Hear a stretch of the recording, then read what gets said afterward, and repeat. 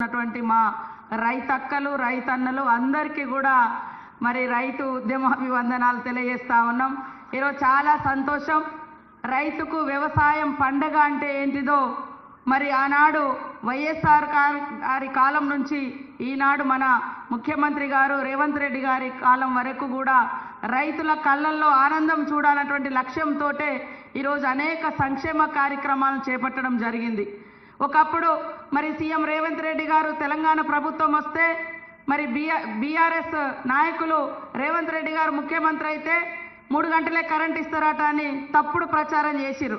అయినా కూడా రైతులు ఎవరు నమ్మకుండా గ్రామీణ ప్రాంతాలలో రైతాంగం అంతా మరి రైతు నాయకుడిగా ఖచ్చితంగా ఒక రైతు బిడ్డ ఉంటే రైతులకు న్యాయం జరుగుతుందని మా అందరినీ కూడా గెలిపించినటువంటి రైతన్నల యొక్క కష్టాలు తీర్చడం కోసం రైతు భరోసా పెంచివ్వడమే కాకుండా చెమటోడ్చి పంట పండించేటువంటి ప్రతి రైతన్నకు మరి వరి ధాన్యానికి 500 బోనస్ కూడా ఇవ్వడం జరుగుతుంది.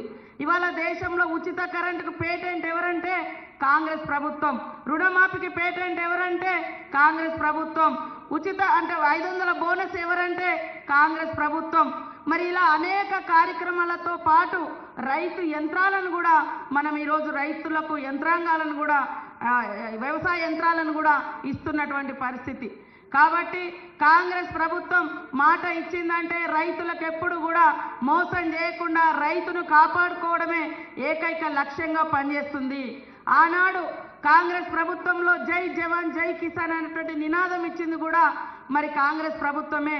ఈ దేశంలో మరి మిలిటరీని పోలీసును ఈ దేశ రక్షణకు ఎంతైతే ఒక కన్నులాగా చూస్తామో రైతాంగం కూడా రైతును కూడా కాపాడుకోవడం అంతే అవసరము.